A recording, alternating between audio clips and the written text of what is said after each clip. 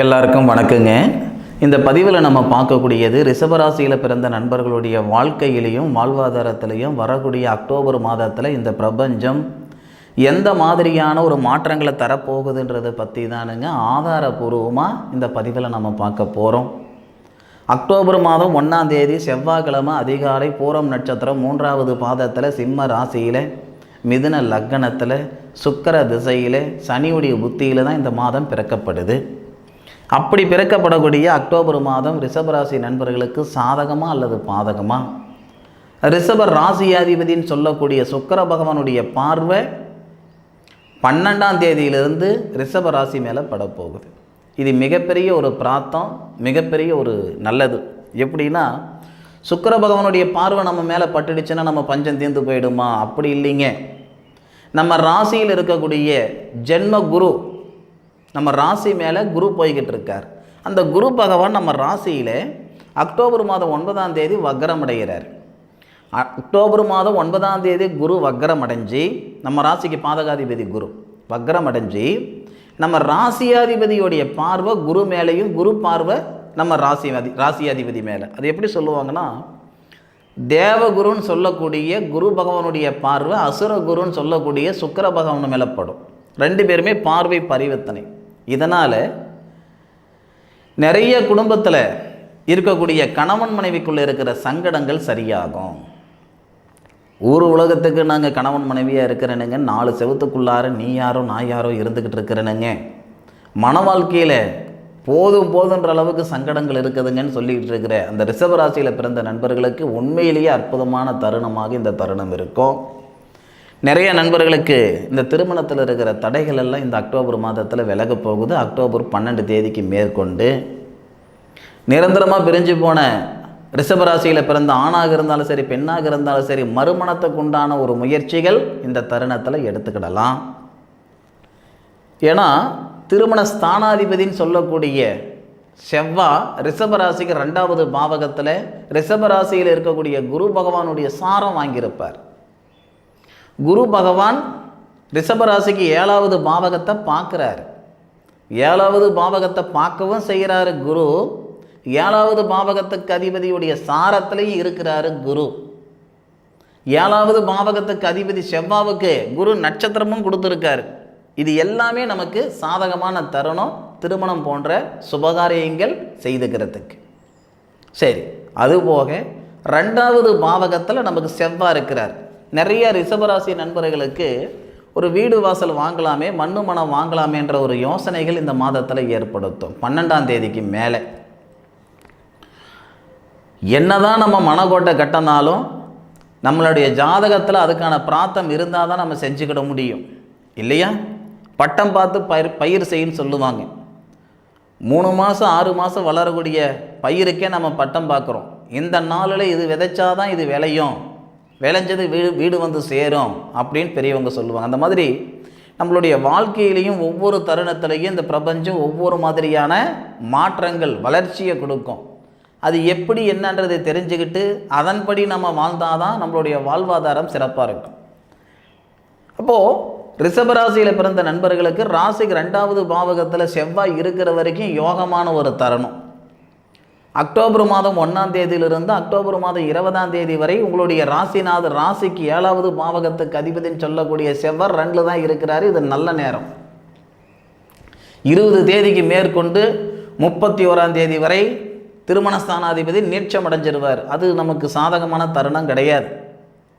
20 தேதிக்கு மேற்கொண்டு ரிஷபராசியில் பிறந்த கணவன் மனைவிக்குள்ளார ஜாக்கிரதையாக இருக்கணும், காதலர்களுக்கு இடையிலேயே ஜாக்கிரதையாக இருக்கணும். திருமணம் போன்ற சுபகாரியங்கள் அந்த தருணத்தில் ஏதாவது பேச்சுவார்த்தை நடத்துறதெல்லாம் கொஞ்சம் தவிர்த்துக்கிடணும்.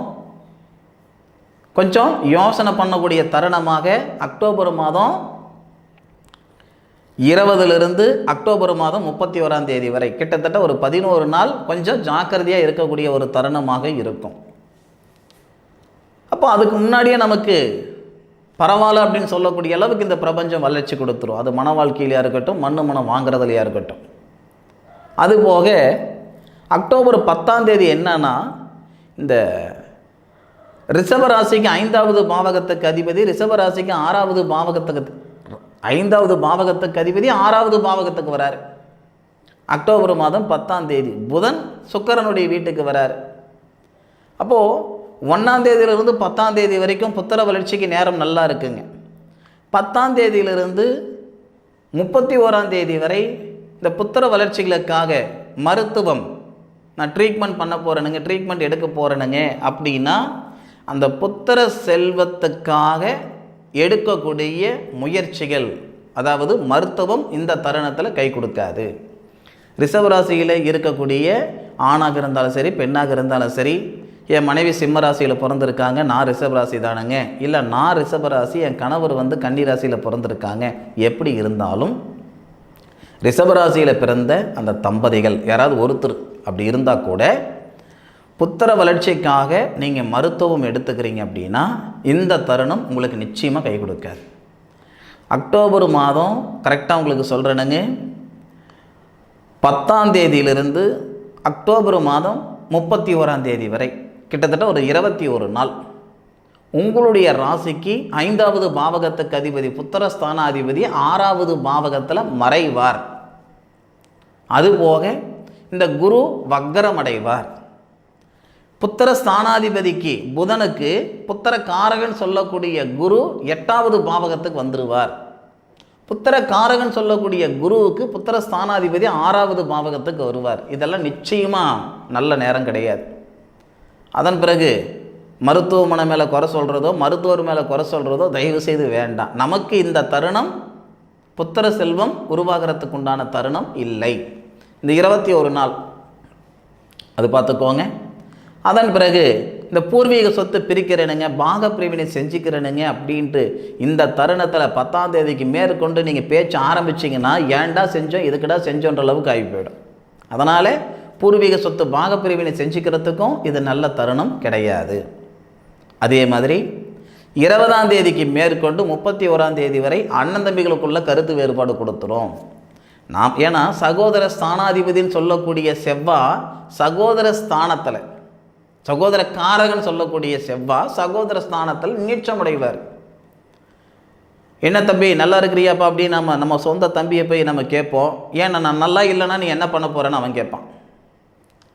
ஆனால் நல்லா இருக்கிறீங்களா அப்படின்னு கேட்பாரு.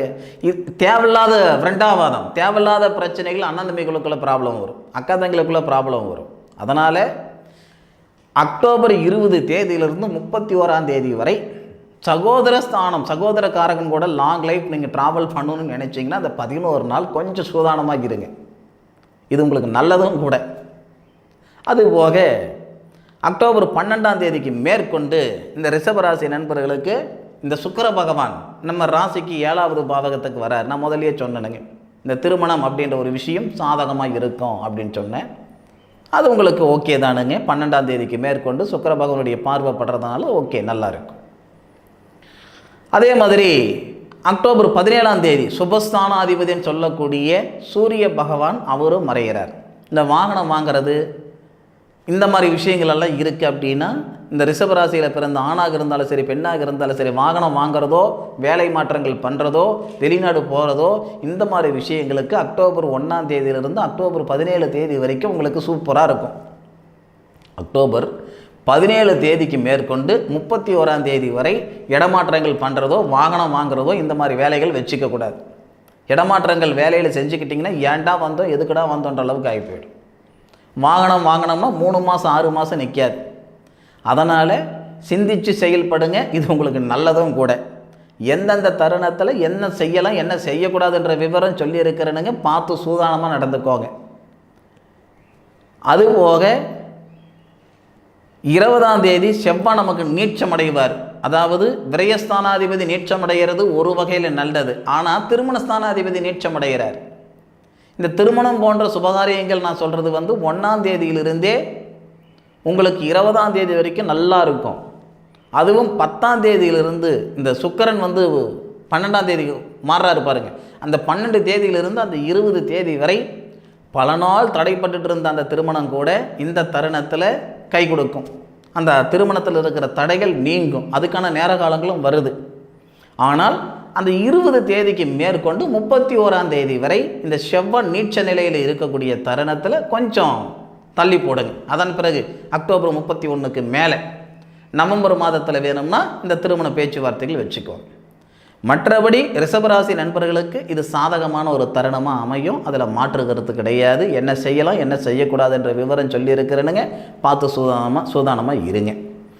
ரிஷபராசி நண்பர்களுக்கு இந்த பதிவு பயனுள்ளதாக இருக்கும் நினைக்கிறேனுங்க. மீண்டும் அடுத்த ஒரு அற்புதமான தருணத்தில் உங்கள் அனைவரையும் சந்திக்கும் வரை உங்களிடமிருந்து விடைபெறுவது உங்கள் வீட்டு ஜோதிட நண்பனான காளிதாஸ் மணிகண்டன். திருச்சிற்றம்பலம். வாழ்க வையகம், வாழ்க வளமுடன்.